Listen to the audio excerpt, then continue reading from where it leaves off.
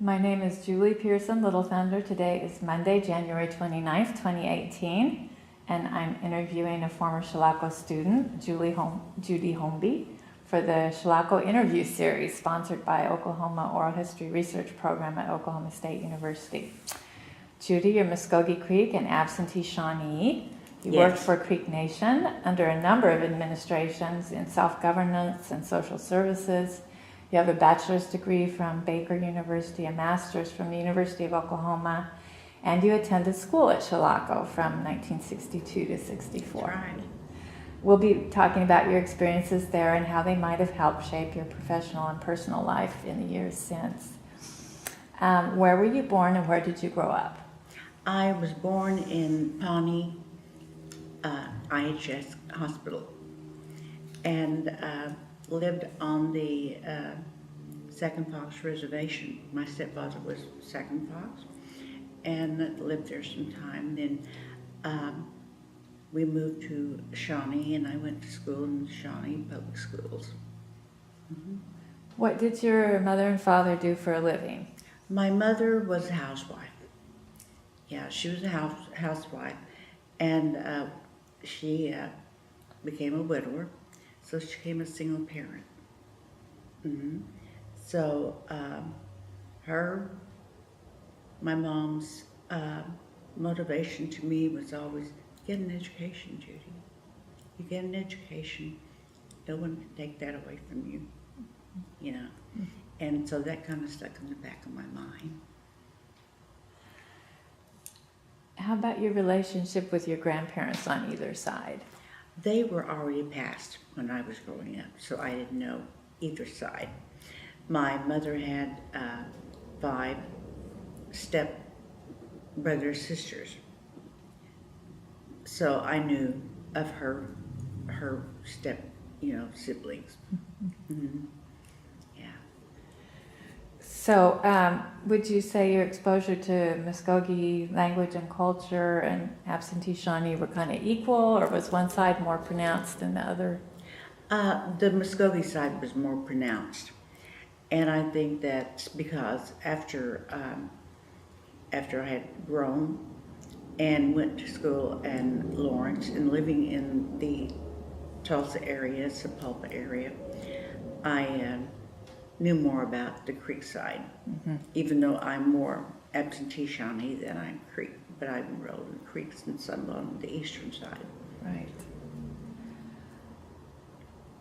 So you were going to public school in Shawnee for Mm-hmm. number of years. Mm-hmm. How did you end up attending Chilocco? My mother passed away, a single parent passed away in February.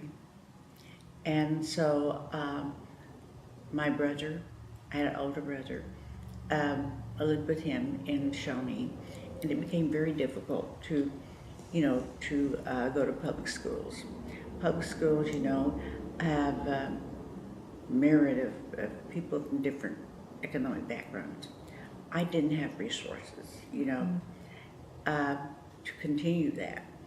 And so the caseworker came out, the BI caseworker came out and asked me if I would be more comfortable, going to a boarding school. And I said, I think I probably would be, because being in a boarding school environment, you're with other kids your own age, you're with other kids that are like you, whether they come from a single parent or no parent, like me, became an orphan. And I felt like I would have more in common in boarding school than I would staying there in public school. And, plus the fact that the challenge of being in a public school, if you don't have resources, you kind of fall through the cracks. Mm-hmm. Mm-hmm. So that was kind of one of my impetus for going to boarding school. Okay. And had you had relatives who'd attended Chilocco before you, or did you have any family when you were I had my mom's biological sister had attended Chilocco. And then I had, my brother had attended Pawnee, and they used to refer to that as a gravy U. And then my other cousin, male cousin, he went to Fort Sill. Okay. His sister went to Concho.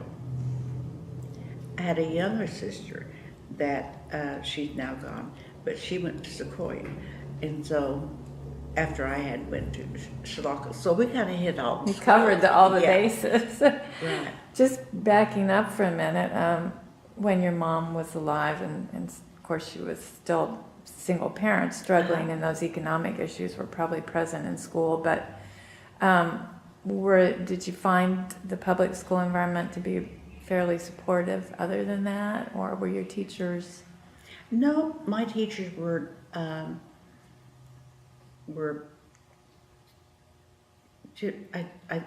I guess you could say they were kind of oblivious to, personal needs of all the students. Mm-hmm. Okay. I always remember in English class, when we're all looking toward the front of the room, she had a clock over on the wall, and it said, "Time is passing, are you?" I always remember that from English class. Are you? What a grim thing to have on the classroom wall for young kids. So once you got to Chilocco, and how did you get up there? This is interesting, very interesting. Like I said, I was a sophomore in high school.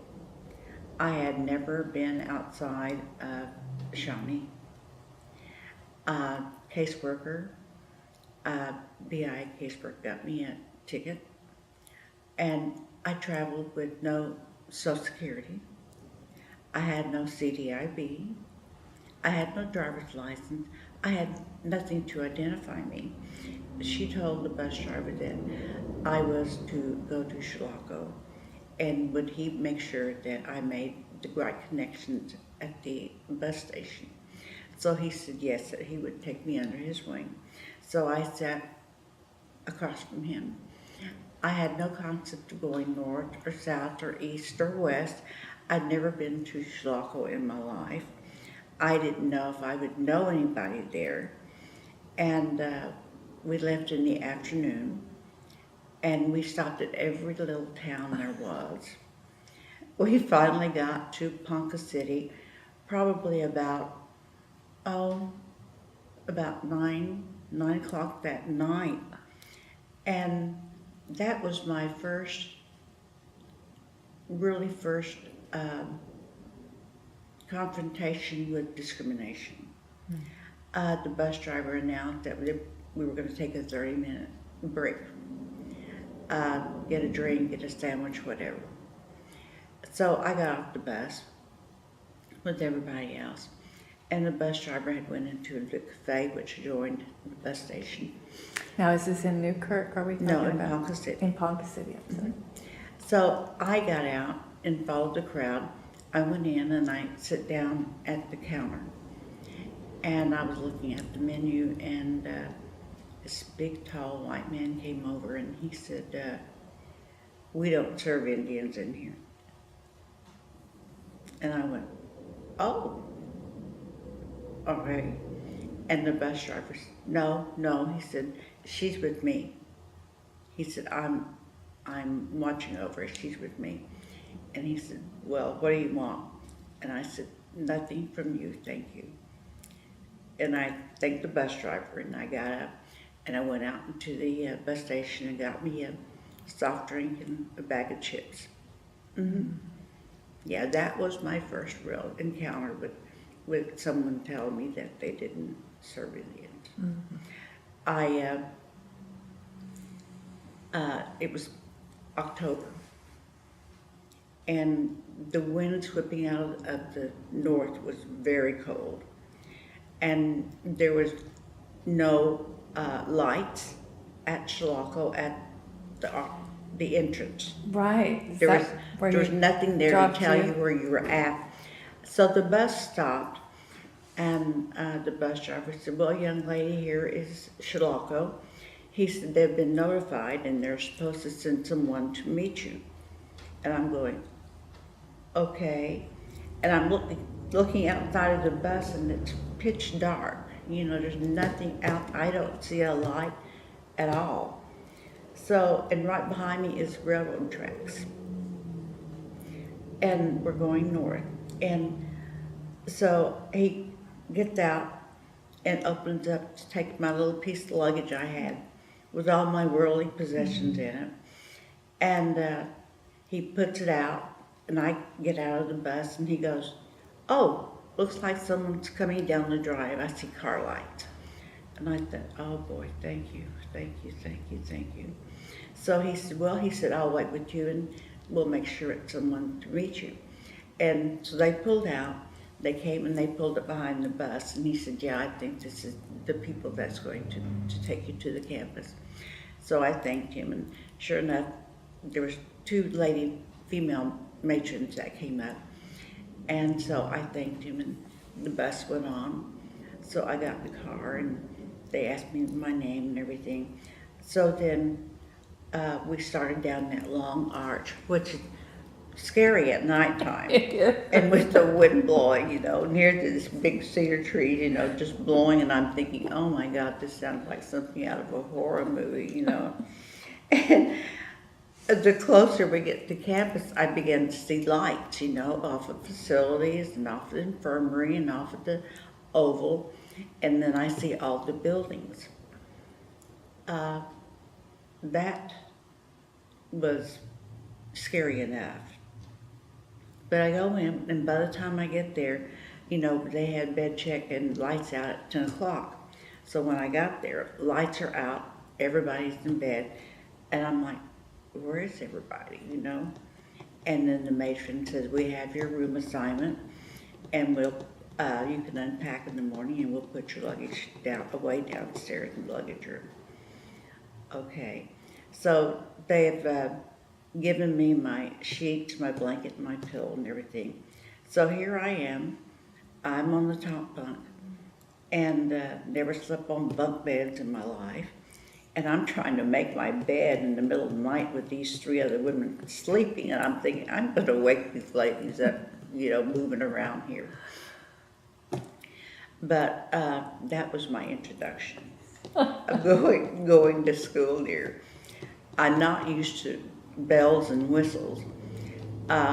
They woke us up at 6 o'clock with this huge bell, and the lights come on, and everybody gets up, takes a shower, brush your teeth, go back to the room, get dressed. Then you line up downstairs to go to the chow hall. So everyone's coming down, and I'm like, I don't know anybody. And I spoke briefly with my roommate, and they were there. So we go in, the girls went in on a separate side of chow hall, and the guys entered a separate entrance on the other side of the building. But we had to walk down the middle of it. So I'm trying to take this all in and observe as to, you know, what the protocol is here. So we get our trays, and big silver trays, and we go to the chow line. And then I was not a coffee drinker, but that morning I drank coffee and went to the line and ate breakfast. After breakfast, I got rid of the tray and went back out the same way, went back to the dorm, and my roommate said, we have to sweep our floors. We have to empty the trash. Then we didn't have plastic liners, so we had to use newspapers to line our trash cans. So I learned that process of folding and making sure that we had the trash can taken care of. And my roommate, we pulled the bunk away, and she showed me how to make my bed. Tuck the corners in, do the little hospital square, you know. And so we put my clothes away. By then, it's time to go to class. So we go over to the building, school building, and I go to the principal's office. When I was in public school, I was taking business finance. But when I got to Chilocco, that was only offered at the junior level. So I'm classified as a sophomore, but I have to take 2 classes at the junior level because that's what I was transferred in with.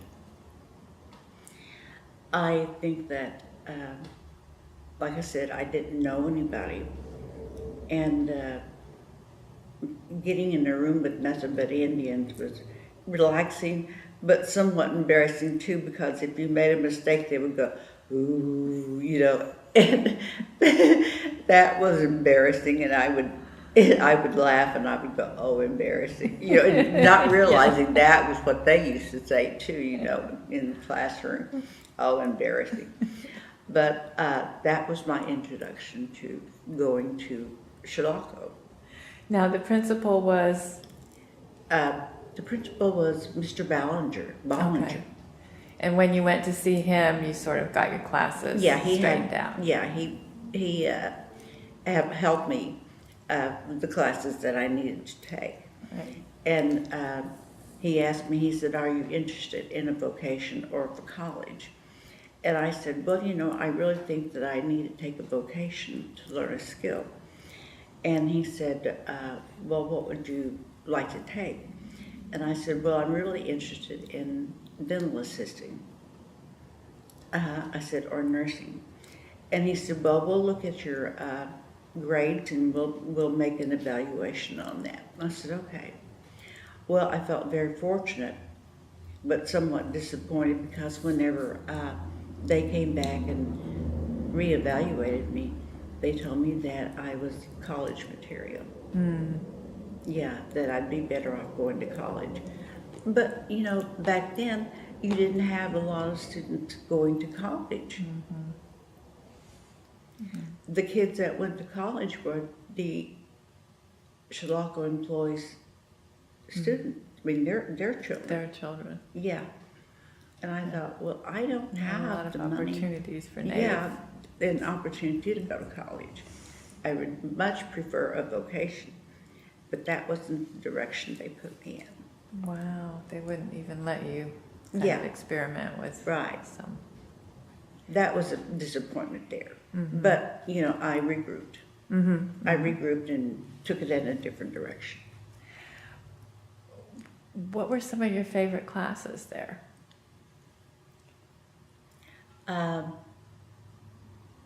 Favorite.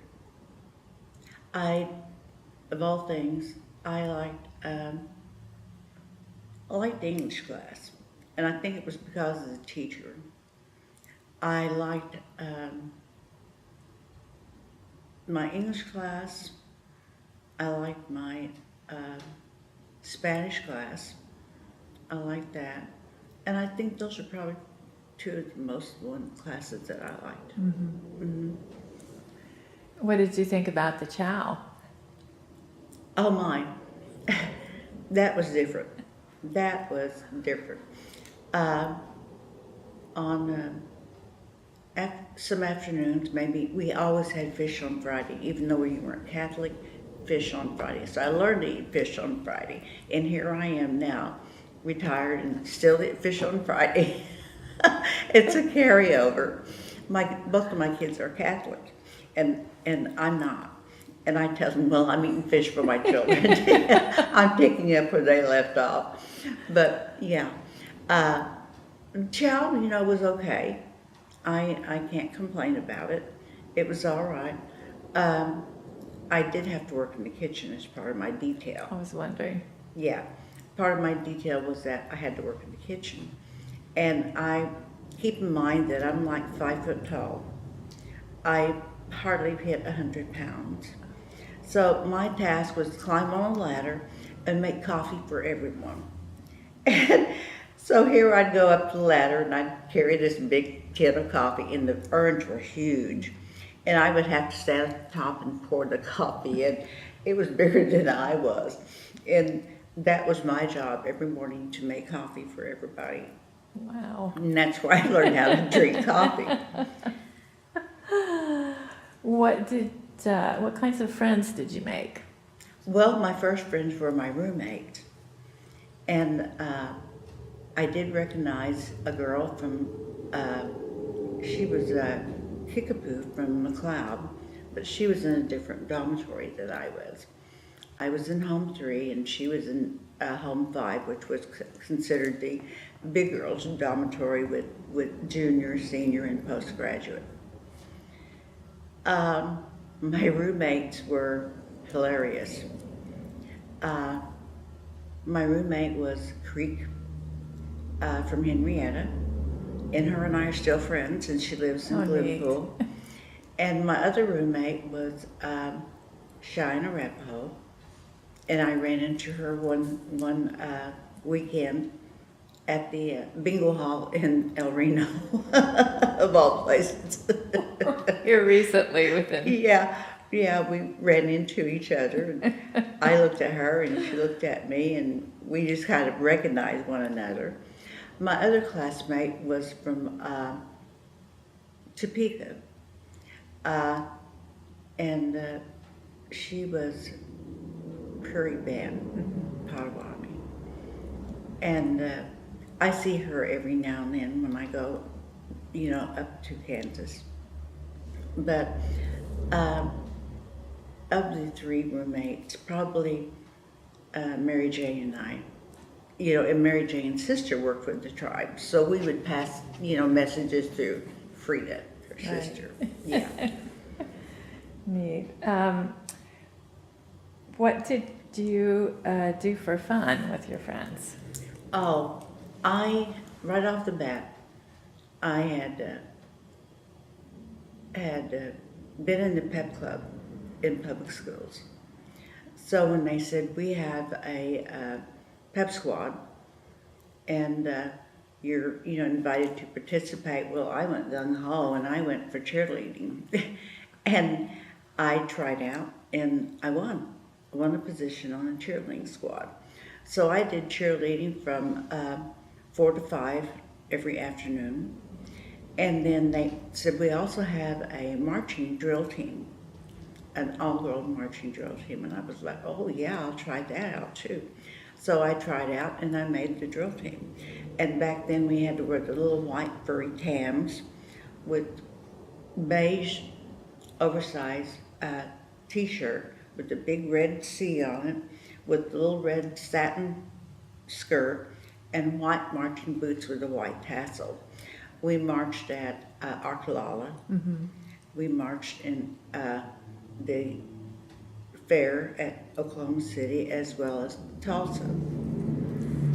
And so the drill team was from 7 to 8 every morning. So when I got through my detail, then I had kind of transformed into those 2 different activity groups. That, and we had on weekends what they call Flaming Arrow FA. Oh, that was great. I mean, we had a little 3-piece band. We thought it was great. Oh, it's fun. And we would go to the girls' gym for our dances, and what they called dating escorting. And I didn't date the first time first months that I was there, and didn't realize how many creeks there were at Chilocco, and a lot of the girls, and I figured this out later in life, that were very insecure, and they would enter relationships with boys, and if the boy looked at another girl, look out, mm-hmm. because their security was threatened. And so I think that was my first bullying lesson. Was I had befriended in math class a Navajo boy. He was having difficulty with problems, and he asked me if I would help him, and I said sure. So I sat down and helped him with that, and he thought I was his best friend. So he in turn told his girlfriend that, that I helped him and that he really liked me because, I was able to help him. And I've always been, a friendly person. I've never met a stranger. I was, laughing and smiling and hello. Well, I had a roommate back then, and she was from Idaho, and she was a big, strong, you know, girl. Nobody messed with her, and she was my roommate. And I had went to the shower, and in nighttime, and was going back to my room, and this boy's girlfriend and one of her roommates grabbed me from the hallway, threw me into their room, and the other girl pushed the bunk bed up against the door. And little did they know, I had an older brother. And when they were short of a boxing partner, because they did kickboxing, I was to make the fourth or sixth partner. So I knew about boxing and guard up, and I knew about kicking off guard. And the other girl didn't know that. And first thing she started doing was grabbing my hair. And I was like, oh no, don't pull on my hair, So she was taking a beating. And about that time, someone had ran and told my roommate that they saw them take me into the room. So my roommate, Carol, comes charging down, hits the door, because she looked like a linebacker. I mean, her calves were huge. She hit the door moved, and she came inside. And by then, I had a chokehold on the girl, and she was going, Judy, no, let her go, we gotta get out of here. And it was all over, my befriending and helping this young man with his math problem. So someone had told the matron that there was a fight upstairs, and that they thought that I was involved, and they were like, what? And when Carol took me back to the room, she said, lay on the bed, I'll throw a blanket over you, pretend you're asleep. So I laid there, and sure enough, the door opened, and they said, is Judy in here? And Carol goes, she's right there. And she goes, is she all right? And Carol goes, yeah, she's okay. So she left, and Carol came over, and she said, she's left. So Carol asked me what happened, and I told her. And so the next morning, going to chow, we go in that door. The whole campus knows that I was in a fight.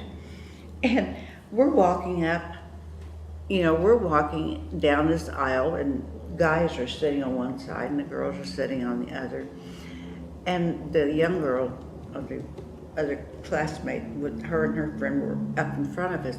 She had a black eye, and her cheeks were all bruised, and when I come walking up there, the boys start hollering, Cassius Clay, and I'm like, oh my God, how embarrassing, how embarrassing. And my roommate said, it's okay, and I just would turn my back to them because I didn't want to look at them. That was my first, probably. Great. I'm sure you didn't have to have any more. I didn't have any more bullying after that, Everybody pretty much left me alone. How often did you go home to see your brother occasionally, or during that period? I went that first year. I got there in October. So in December, I had left and went to visit my brother in Shawnee then. And then went back to school. And summer's coming around. I'm a sophomore. I know that I don't want to go back and live with aunts and uncles, who they had large families. So I went to the guidance counselor, and I told her, I said, I'd like to work during the summer, if I could find a summer job. In the meantime, having no parents, having no one to financially, assist me, I went to the matron and told her, I said, I can babysit. I know how to earn, and I would like to go on job detail on the weekends to make extra money. So she got me a babysitting job, and they happened to live in the employees' apartment right across from the dormitory, down the street from the dormitory. So I babysat for extra money to make, for my personal needs. And so I knew that I had to work because I needed clothes. So she said, we'll see what we can find for you. So coming to the end of the semester, she called me to her office and she said, we've got a position for you. There's other girls that are going to the same area. And so you'll be leaving the last day of school. So have your clothes packed. And she said, we'll be sending you to the job. And I'm thinking, in town. Mm-hmm. Well, a week before, she called me to her office again and said, your job is in Kansas City. And I said, Kansas City? And she goes, yes. She said, you and I think there was 9 other girls, 2 from Oklahoma. I made the 3rd from Oklahoma. The rest were from Idaho, which I knew those girls, and Navajo girls. So the day when Chilocco had students from Navajo Nation, Yakima Nation, Idaho, they would send buses, chartered buses, to pick everybody up. So it was just like busloads, and all the kids were getting on buses. Kind of reminded me of Hogwarts in Harry Potter. with everybody, getting on your destination. Goodbye, sign my annual. When I see Harry Potter and I see that, I always think about Chilocco. But what a comparison, huh? But, so, Chilocco had a volleyball team, and they wouldn't take a big bus, because we didn't have short buses back then, but we had an old limo bus that they converted over, and we referred that to as the hot dog. And so I don't know who was all going, on this venture. And so the bus is all loaded and they start leaving. And I looked around and there's some girls talking.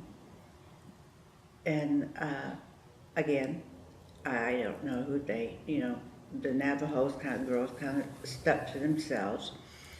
And then the other 2 Oklahoma girls, one was a postgraduate and the other was a senior.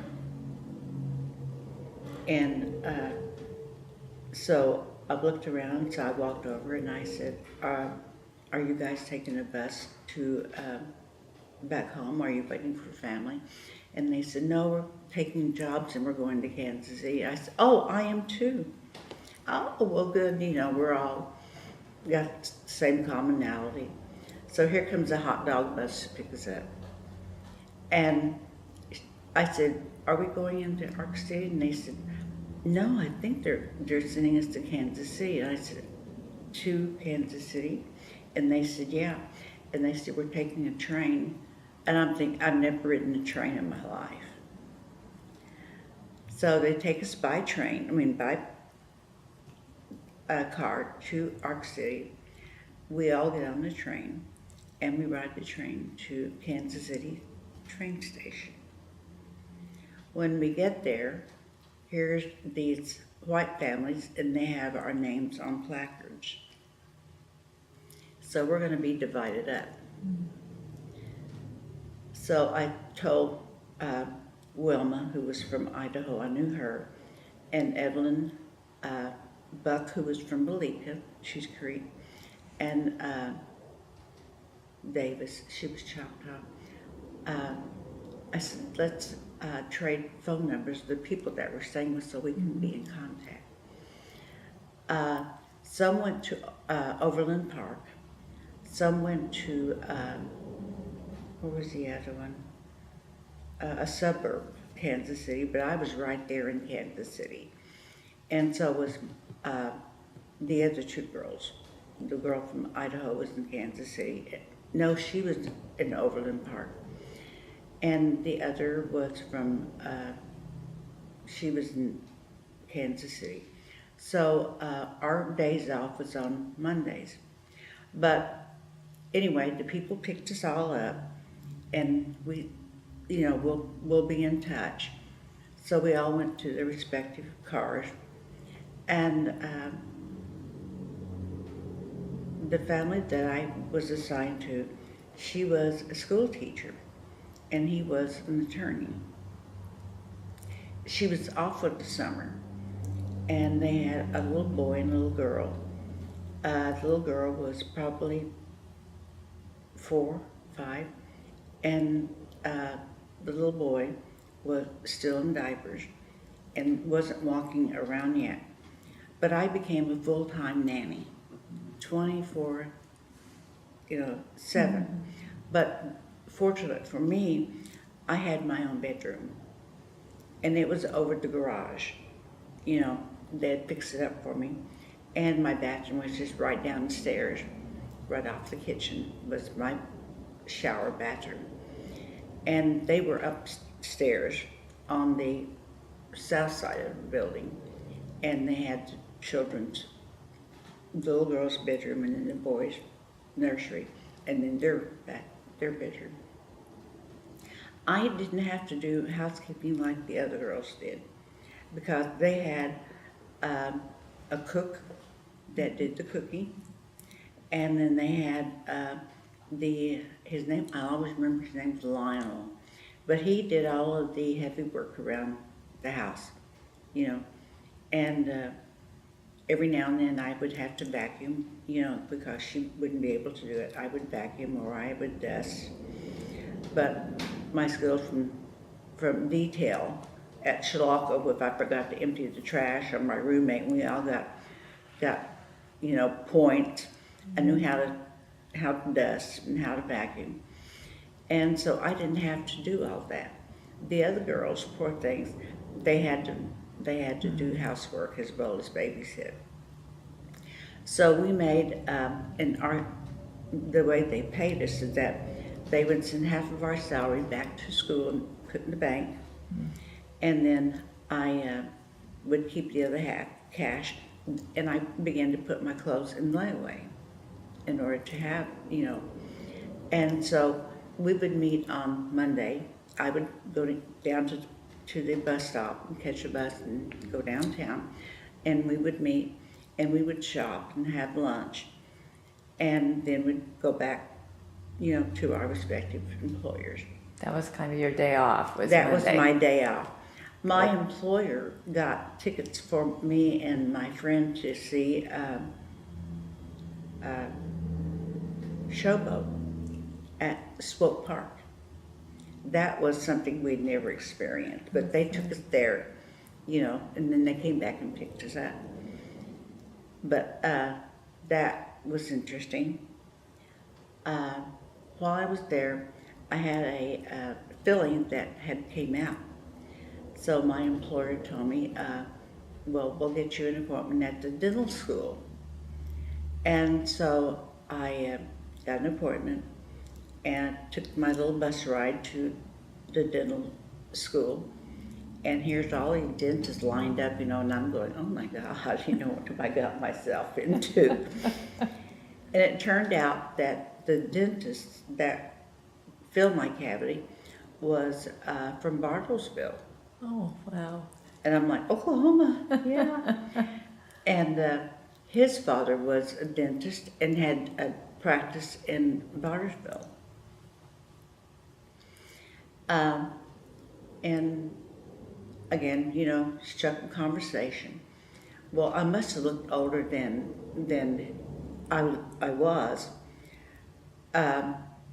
He had asked me, what I was doing, and I told him that, I was there for the summer, and I was a nanny for this family and taking care of their children. And he called me. He got my number and he called me. And I'm like, what's going on? This guy's, older than me, and I really don't need to be talking to someone that's older than me. And my mom had always told me, you never go with anybody but your own race.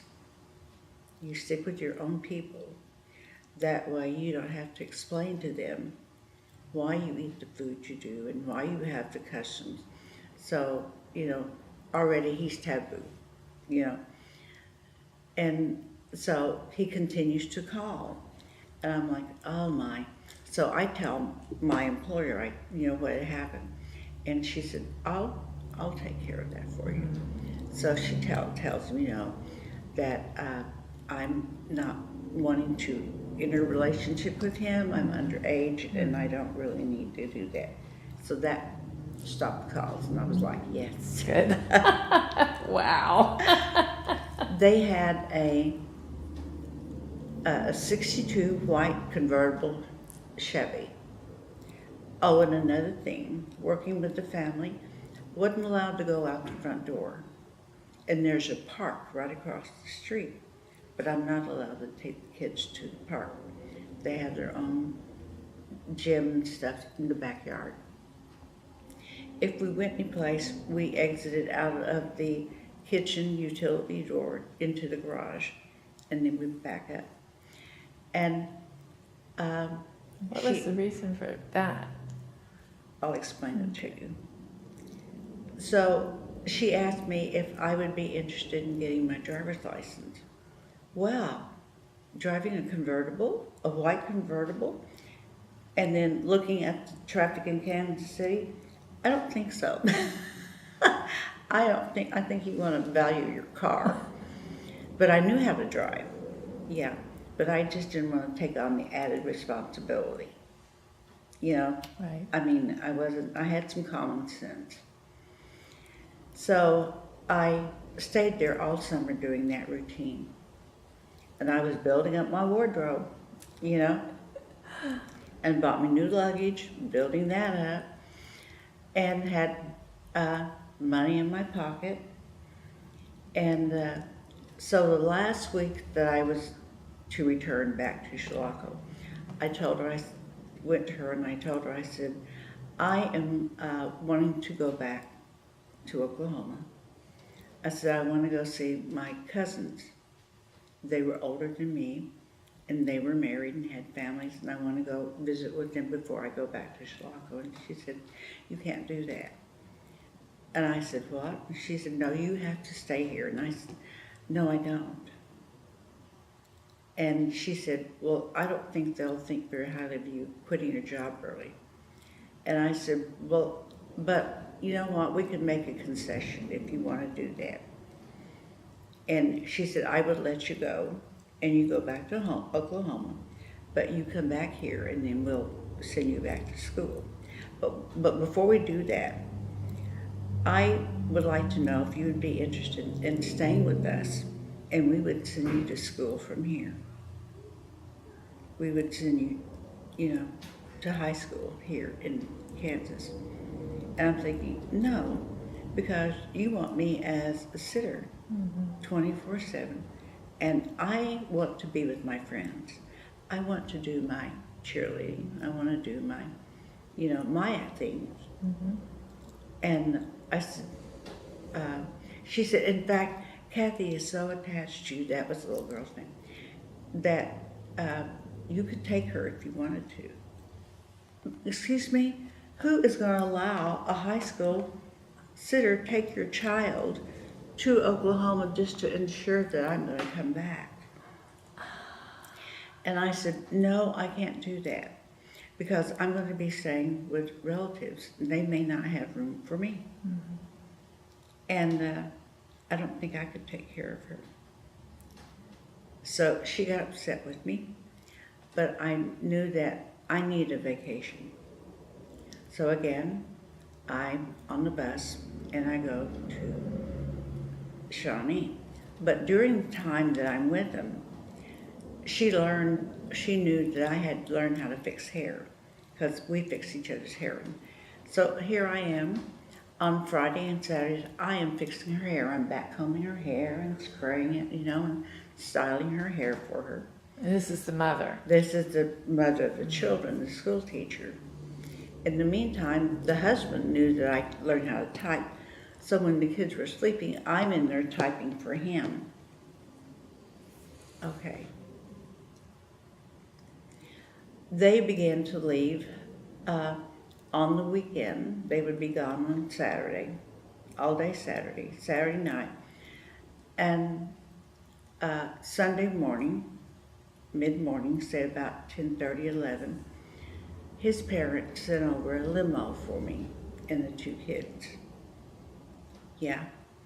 And we would go out and get in the limo, and they would take us, me and the two kids, to the grandparents' house. The grandparents had an oval driveway. When you got out, double doors. When you went in, staircases on both sides. And it was like a 3-story brick home. And when you went in, off to the left was the big formal dining area. And then right behind it was like a big patio area, and it had encased in glass, and right outside of it was a pool. So they said, "Oh, we're going to have lunch, come and join us." And I was like, "No, I'm really comfortable eating outdoors." And they said, "Okay, if that's what you want to do." So I would go in the kitchen and visit with the cook. I was comfortable with the black cook. Mm-hmm. So her and I would sit and talk and laugh, and I would eat my brunch with her. Then they would take us back in the afternoon, and then they would come in later, But I began typing, and so I listened to conversations. I guess you could say it was eavesdropping. But I listened to the conversations that the grandfather had, and listened to the conversation that my employer had with his wife. And it turned out that when I was leaving, my employer was an attorney, and he was in practice with his father, and they were the attorneys for the Kansas City Mafia. My goodness. That's why we went out the garage. Yes. We never went out the front door. We stayed behind privacy fence in the backyard. Wow. Mm-hmm. You were so smart to take your little vacation. Yeah. And so she told me that she was going to report me. I said, "Well, you do what you need to do, and I'll do what I need to do." And so when I went back to school, I knew I was going to have to go and talk to her, our guidance counselor. And sure enough, we went, and she was giving me the 3rd degree. So I let her talk out of respect. And then I told her, I said, "Now, I don't know why, but you jeopardized my life too. Because I went to work for an attorney and a school teacher, but him and his father were in practice with Kansas City Mafia. And that's why I wasn't able to go out the front door. Mm-hmm. And the kids were not allowed outside Chicago. I didn't know that. I said, well, maybe screening next time, but, that was it. So now I'm back to school, and I've got money in the bank. And they asked me if I would be interested in work study, extra money, besides the babysitting. And I was like, oh, yeah. So I got to go work in the bank. I got to sit up there at the teller window and pull accounts and make transfers I got to do that. So I began to know who the rich boys were. It's a rich girl's You word. can, To pinpoint you them. can pick your. Yeah, but no, Chilocco taught me, survivor skills, taught me to be independent and to think for myself. I must say you had that independence early though. Yeah, But I it, did. it helped strengthen that. Yeah, it just, supported it. Those are wonderful sharings on Chilocco, and thank you for that. You end up with these 2 degrees, the bachelor's degree first, but you end up really working at Creek Nation for, was it 20 years you told me, Mhm. under several administrations? Yeah, I went to work in '82 under Cox administration. And I got hired for that because in college, I had taken nutrition education. And they had just started their food distribution program. And they needed a nutrition ed specialist, and I was the only one that had it on the transcript. So Claude Cox called me in, and he said, we want to hire you. And he said, we want to hire you. He said, because of your credentials. And I said, oh, okay. So I got hired into food distribution, and I was in charge of nutrition recipes for the people and showing them how they could convert the high sodium diet into low sodium for blood pressure. And so I got to looking at, because a lot of our people are Creek speaking people, and they can read the language. So I thought, you know what, this is going to be a challenge. But what I did was I did a bilingual poster that listed our food. One side was Creek and the other was English. And no tribe had ever done that. I was going to say, that was probably brand new at the time. Yeah, no tribe had ever done that.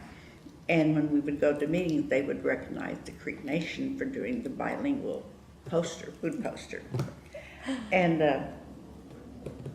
I was in that position for probably 9 months. Little did I know that I had a manager that never looked at his financial CBIS. And we got in debt because anytime you get dented food or food that's damaged, you make a report and turn it in, you get credit. He never did that. Yeah. And we ended up owing bukus of money.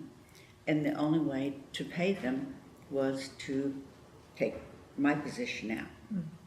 So they took my position out in order to take care of that obligation. But they moved me to social services as an intake counselor. So I went to social services, and I did intake. My first day on the job, I was told, you're in charge of school clothing. And I'm like, oh my gosh, what do I do? Well, the council just approved it, so you pretty much make up your own form and whatever. So here I go again, thinking on my own. Started creating your own. Yeah, creating our own form. Form from scratch. Yeah. And they say, there's people out there waiting for you. And I was like, wait a minute, this ain't gonna go. But anyway, that's where I started. And I began doing intake, and then branched over into Indian Child Welfare, and became acting supervisor for them for a while. Then got put back into social services. And over the years, I, would be acting.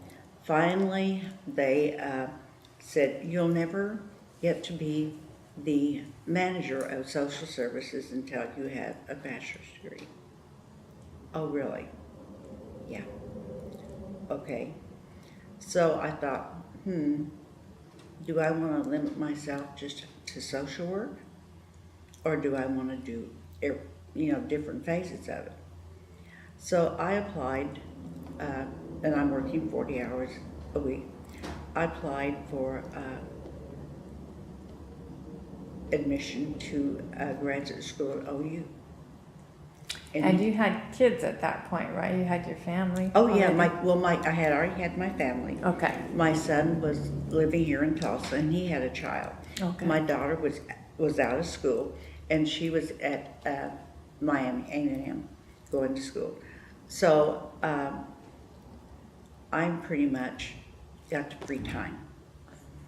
So Working 40 hours a week. yeah, working 40 hours a week, and so I got admitted. And it just so happened that they transferred me from the main complex to OOHRP. And every day I would put a sign-in sheet.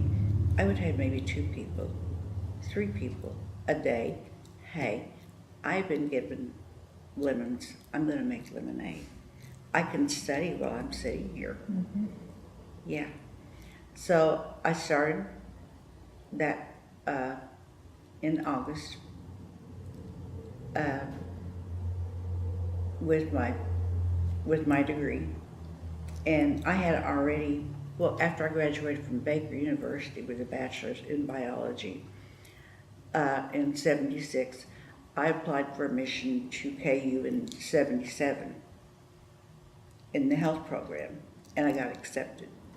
So I earned 26 hours toward my master's at KU. Okay, because you had mentioned Lawrence as being Yeah. a place that you, okay. Yeah. Neat. But I had problems that I had to move back to Oklahoma with my kids. Mm-hmm. So I moved back to Oklahoma. But they did accept some of my credits at OU. Now, I just meant to ask quickly, did you meet your husband at Chilocco or elsewhere? No, I met my husband here in Sapulpa. Here in Sapulpa, okay. Mm-hmm. Well, so had your, you were being wise at the time, thinking I need this kind of vocational training, and all these paths eventually led you to not just education but higher education, and then the work with Creek Nation that you've done. What do you? Go ahead. After I graduated from high school, and I graduated from Kellyville, and then I married, and then I went to we moved to Denver. We lived there for 2 years, 1 year in Denver and 1 year in Aurora. Then we moved back home, and I had a boy and a girl, 2 years apart, and I'm sitting outside in the yard watching them play on the swing set. Dinner's, in the kitchen, getting ready to be put on the table, and I'm thinking, what happens if he doesn't come home, either by accident or he decides that he doesn't want to be financially strapped with a wife and 2 kids? What happens to me? Do I go on welfare? Because I don't have a background to support me. And I need to get an education. Mm-hmm. And it's going to cost money. So I began to put the wheels in motion. Why not go to Haskell? It's free. So you were mentioning that you decided to look at Haskell for. Yeah, I went to Haskell, free education. Yes. So we decided that we were getting out of debt. We planned for a year. So then we moved and relocated to Lawrence. And I did what I wanted to do a long time ago. I took dental assisting. Wow. Got a certificate, and I worked for IHS, in the summer.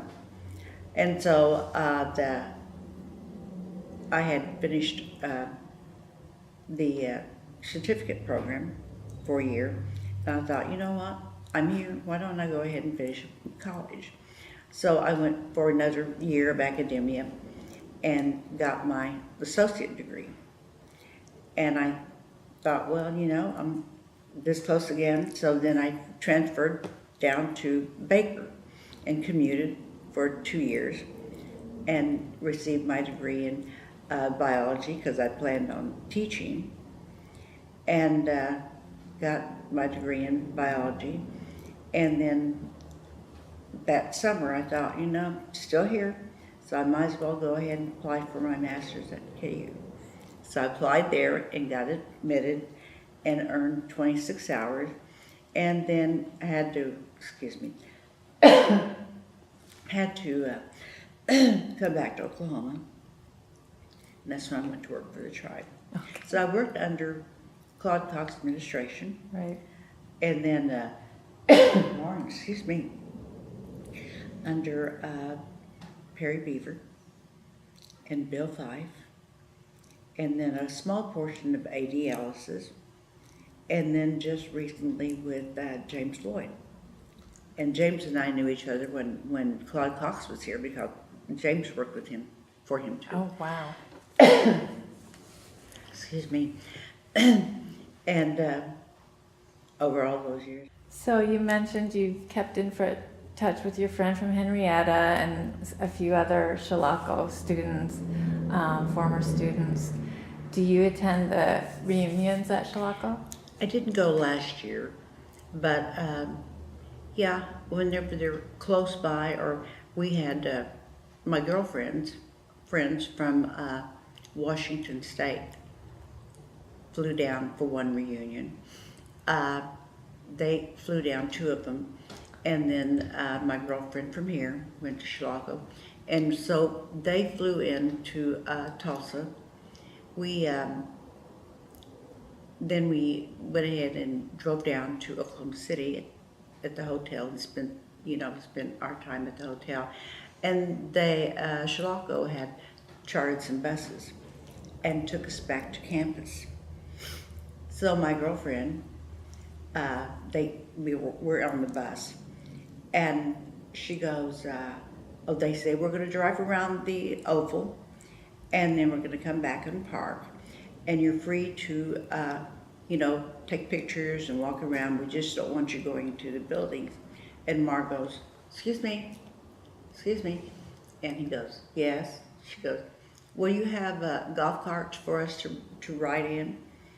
And he goes, no. He said, we talked about this with the board of directors, and they said that y'all could do what you did when you were students here, and that would be walking around campus. And Mars goes, that's been 20 years ago. Everyone just laughed. But yeah,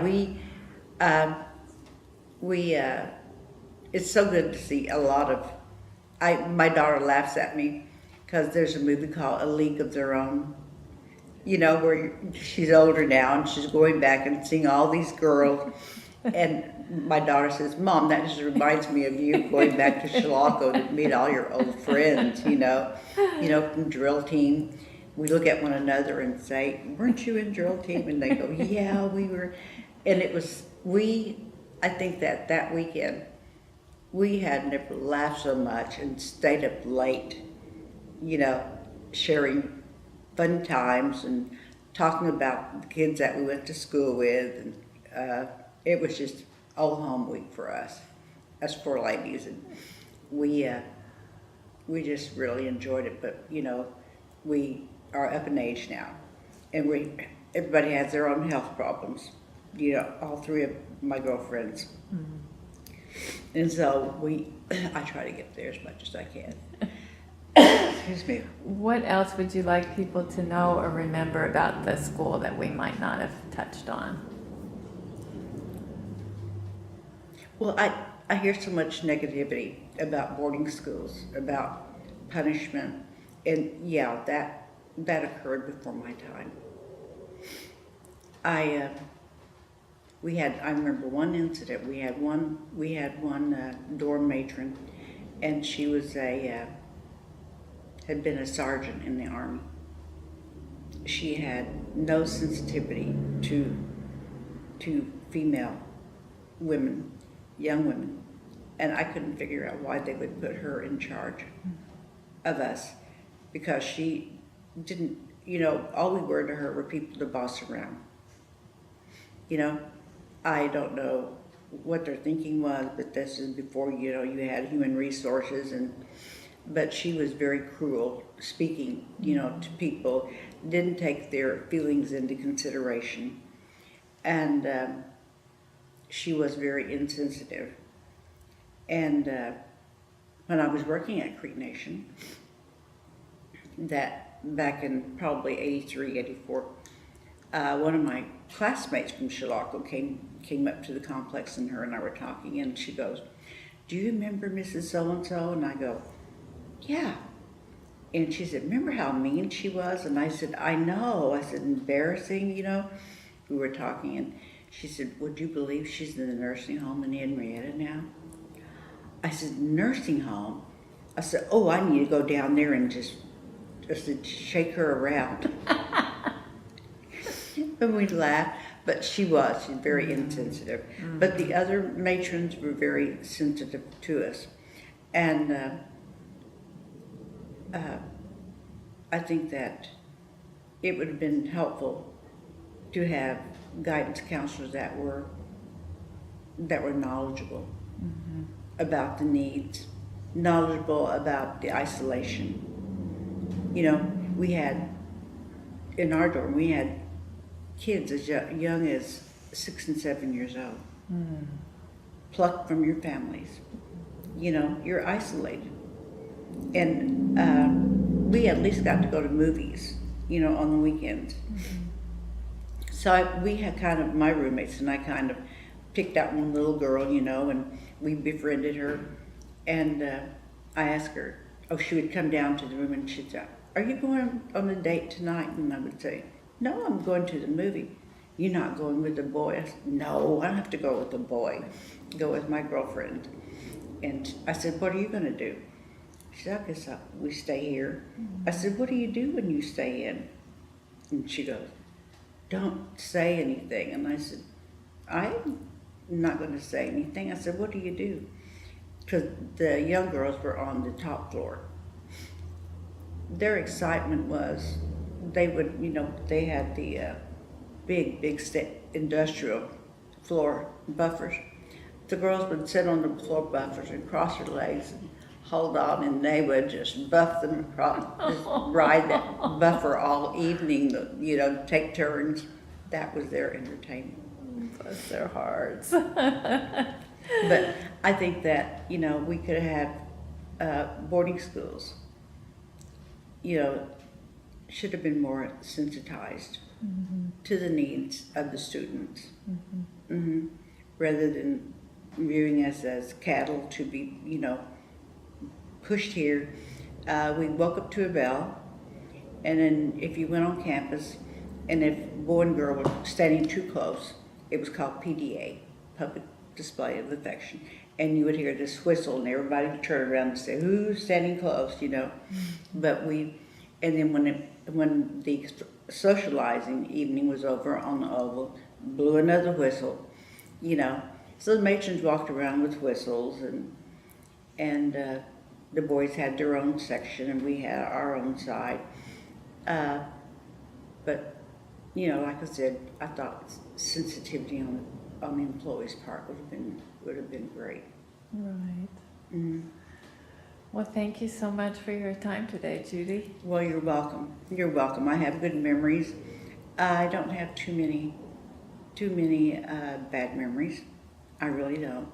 I had enjoyed myself going to boarding school. I did. I enjoyed it. Met a lot of good people. Mm-hmm. Sounds like. Yeah. So still see some today that are around, and a lot of them, like I said, were Creeks that were from here, mm-hmm. and came back to work here and were like, "Oh my God, I didn't know you were here." Some were on council, So yeah, I've still a good community. Yeah, and I've made a lot of good friends, and for me, it was a good experience.